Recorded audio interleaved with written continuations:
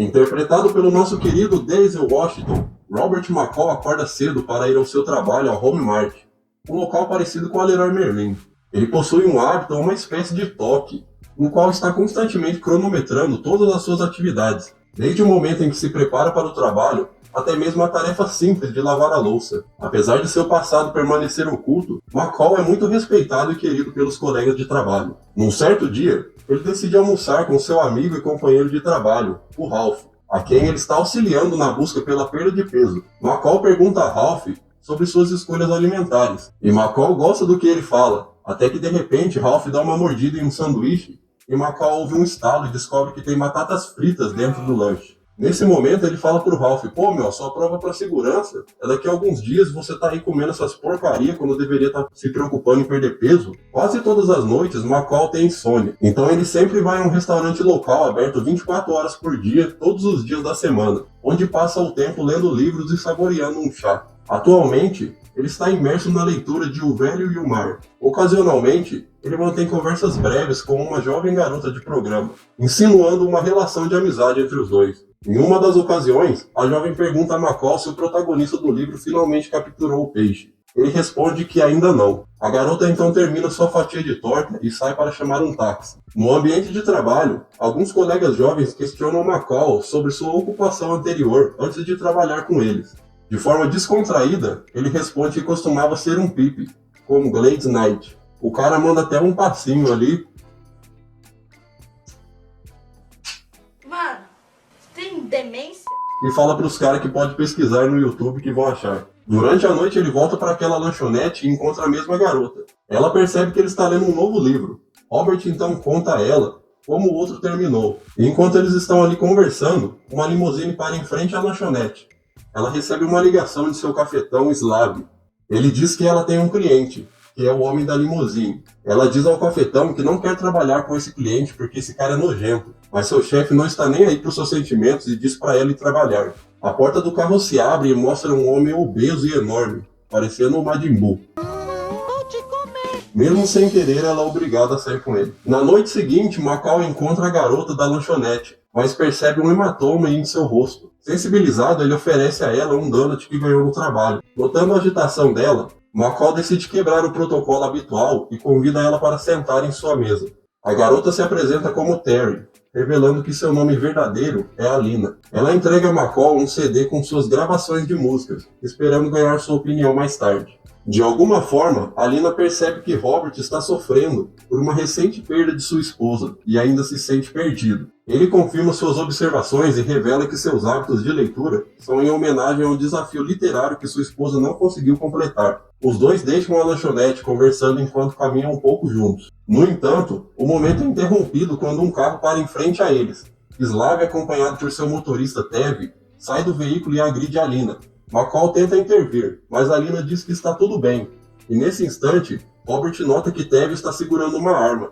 Slav se aproxima de McCall e entrega um cartão de seu negócio, sugerindo que ele escolha outra garota. Nos dias seguintes, McCall fica preocupado com o que aconteceu com Alina, pois ele não a viu mais. A notícia chega até ele através do gerente da lanchonete que Alina está internada na UTI após ter sido brutalmente espancada. McCall decide visitá-la e se depara com o rosto de Alina ainda mais desfigurado. Ao seu lado está outra garota chamada Mandy, que está inconsolável e chorando. Robert opta por não entrar no quarto, mas observa de longe, sem ser notado pelas duas meninas. Mais tarde, Mandy passa por McCall ainda em lágrimas. Ela pega uma xícara de café, mas acaba derramando no chão. McCall a conforta, explicando que é amigo de Alina, pergunta sobre seu estado. Mandy revela que Alina foi agredida por Slav e que ela revidou, o que enfureceu Slav. E como punição, ele bateu nela para servir de exemplo para as outras. Mandy conta a McCall sobre uma atrocidade cometida por Slav, mencionando que ele uma vez jogou ácido de bateria no rosto de uma garota e a mantém por perto como um lembrete para que não o enfureça. A tristeza e a indignação tomam conta de McCall ao ouvir sobre os abusos e crueldades feitos por Slav às garotas. Após ficar pensativo pela situação durante alguns dias, McCall finalmente toma a decisão de agir. Utilizando o cartão que Slav lhe deu, ele vai até um restaurante onde Slav e seus homens estão reunidos.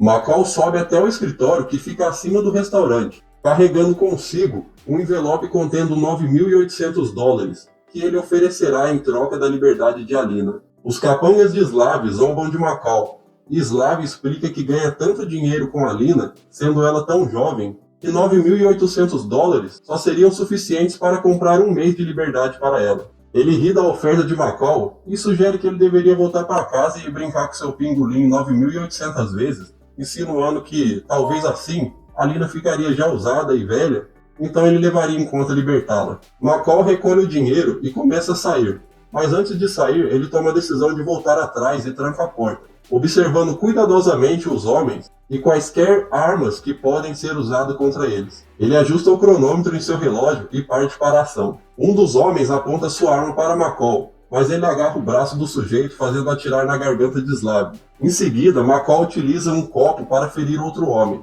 acertando seu olho. Ele apunhala o terceiro indivíduo com sua própria faca e utiliza um saca-rolhas para golpear Tev, pondo fim à sua vida.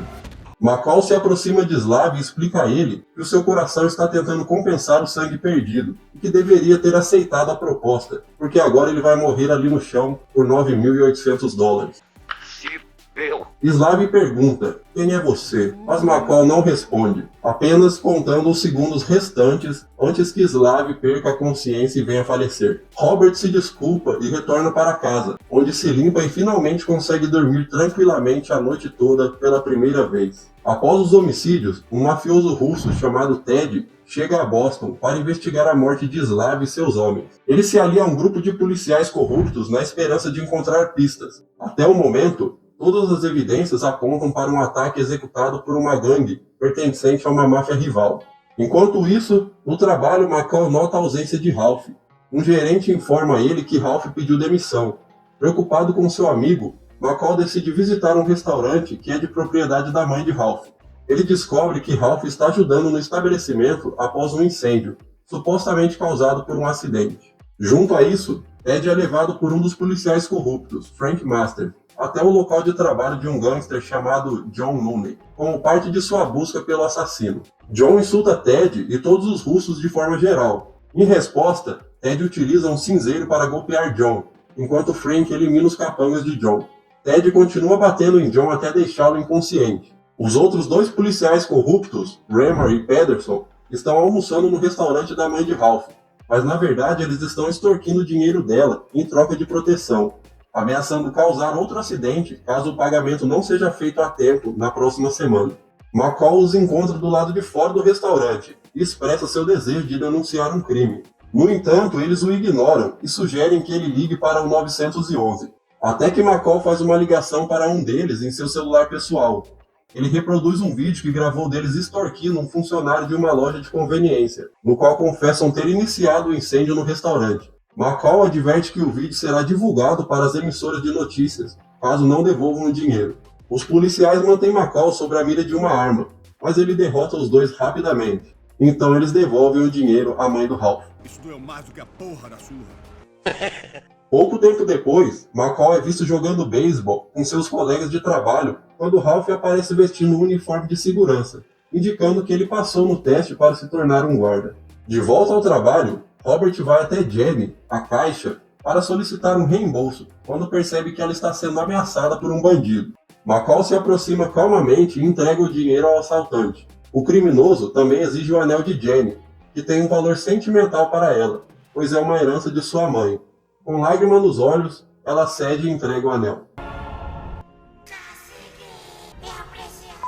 McCall observa cuidadosamente os detalhes do assaltante, como suas tatuagens e suas roupas. Ele considera intervir, mas percebe que as crianças estão entrando na loja e poderiam se machucar no processo. Em vez disso, McCall segue o assaltante para fora da loja e anota as placas do carro em que ele foge.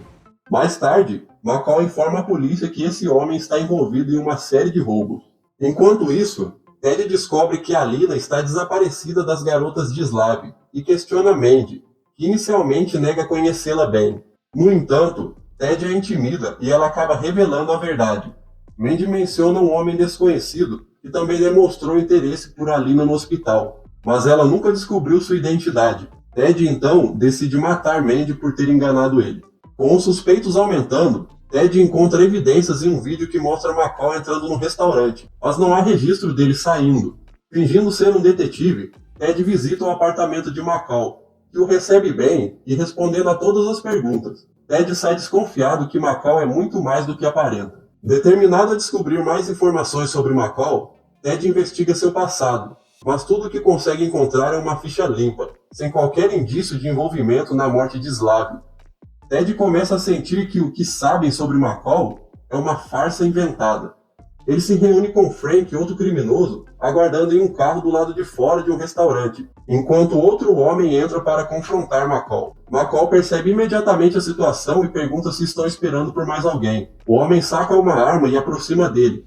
Nesse momento, um caminhão estaciona em frente ao restaurante, bloqueando a visão de Ted do seu veículo. McCall reage rapidamente, atingindo o homem no estômago com seu livro, e em seguida o mata, batendo sua cabeça na mesa e quebrando seu pescoço. Em seguida, McCall desliga as luzes ao enfiar uma faca em uma tomada, causando assim um curto-circuito e deixando o local na extrema escuridão. Com a descoberta de seu endereço, os criminosos seguem McCall até sua casa. Enquanto eles entram silenciosamente no apartamento, McCall separa um pouco de mel para tratar um ferimento que sofreu durante o confronto anterior. Para surpresa dos invasores, o apartamento está vazio. O que eles não sabem é que McCall está observando eles do outro apartamento, monitorado por meio de câmeras escondidas. McCall deixou evidências falsas em seu próprio apartamento, indicando que está deixando a cidade por meio de uma passagem. Ted não se convence e sente que está sendo vigiado, desconfiado que McCall ainda está por perto. Mas McCall de fato deixa a cidade, mas apenas para visitar seus antigos amigos, Brian e Susan. Eles possuem um histórico de trabalho conjunto em uma agência de inteligência. McCall pede a Susan informações sobre Ted e as pessoas com quem está envolvido. Enquanto ele coleta as informações, Brian e McCall discutem um incidente com o carro-bomba que fez com que todos, incluindo Brian e Susan, acreditassem que Robert estava morto. Brian menciona que, de alguma forma, Susan sabia que Robert não havia morrido de verdade.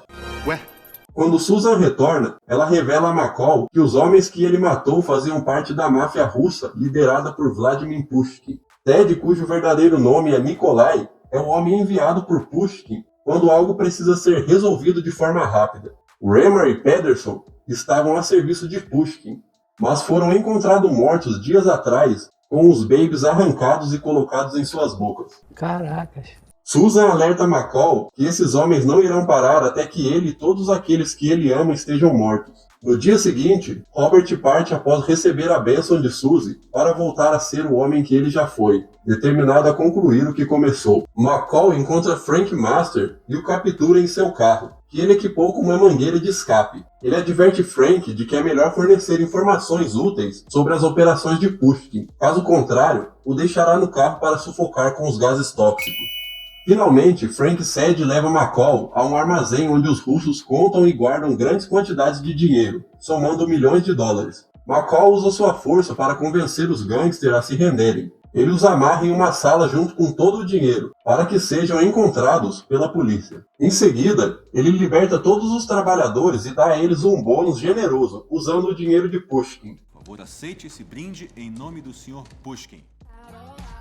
McCall algema Frank a um poste e ordena que ele faça um relatório completo. Com sua habilidade persuasiva, ele convence Frank a agir como um policial exemplar pela última vez e entregar as informações que sabe que Frank provavelmente escondeu em um lugar, como um salvaguarda contra Pushkin. Quando a polícia chega, eles encontram os gangsters, o dinheiro e prendem Frank. McCall se dirige ao esconderijo de Frank, recupera uma quantia de dinheiro, passaportes e um pendrive contendo informações detalhadas sobre as operações de Pushkin, revelando todos aqueles envolvidos com Pushkin, incluindo policiais, deputados, políticos e outros. McCall envia essas informações anonimamente para o detetive responsável pela apreensão do armazém. Além disso, McCall localiza um dos petroleiros de Pushkin e o explode junto com vários caminhões e um armazém. Ele continua a enviar as informações anonimamente ao detetive, revelando ainda mais sobre as atividades de Pushkin. Ted convoca uma equipe de assassinos russos para ajudá-lo a rastrear e eliminar McCall. Enquanto desfruta de um jantar com o líder da equipe, o líder se levanta para ir ao banheiro. Pouco depois, McCall se senta em frente a Ted e deixa cair os óculos escuros ensanguentados do líder da equipe, deixando claro de que ele não voltará mais. Os dois têm uma conversa intensa, na qual Robert revela que conhece a verdadeira identidade de Ted e oferece a ele a oportunidade de desistir antes que Robert conclua sua missão e destrua toda a organização. Ted recusa a oferta com arrogância, deixando claro que Robert não o intimida. Após dar a entender que não teme seguir em frente, Robert se levanta da mesa e parte. Enquanto isso, Ted recebe uma ligação de Pushkin, mas a ignora, indicando que sua confiança está abalada. Ted descobre uma foto de Robert deixando o trabalho com Ralph, o que o leva a acreditar que encontrou um ponto fraco para usar contra McCall. Com isso em mãos, 2 capangas de Ted fazem Ralph, Jenny e outros funcionários da Home Mart como reféns, ameaçando matá-los caso Frank não encontre Ted no local onde o caminhão-tanque foi explodido. Eles rastreiam o celular de Frank e esperam por sua chegada. No entanto, quando Frank não aparece no ponto de encontro próximo ao terminal de petróleo destruído, os capangas da Home Mart se preparam para executar um dos colegas de McCall. De repente, a música começa a tocar no sistema de som do estabelecimento. Um dos mafiosos leva Ralph para investigar a fonte da música e acaba sendo morto por McCall. O outro sequestrador é atraído para longe dos reféns por McCall e também é morto. Ted e seus outros capangas chegam a Home Mart, determinados a encontrar McCall. No entanto, um por um, eles são constantemente eliminados enquanto McCall se move habilmente pelo depósito escuro, armando armadilhas improvisadas com ferramentas encontradas no local. McCall enfrenta o maior dos bandidos e acaba sendo ferido, mas persiste até finalmente derrotá-lo. Nesse momento, Ralph retorna para ajudar McCall, mas é atingido na perna por um tiro.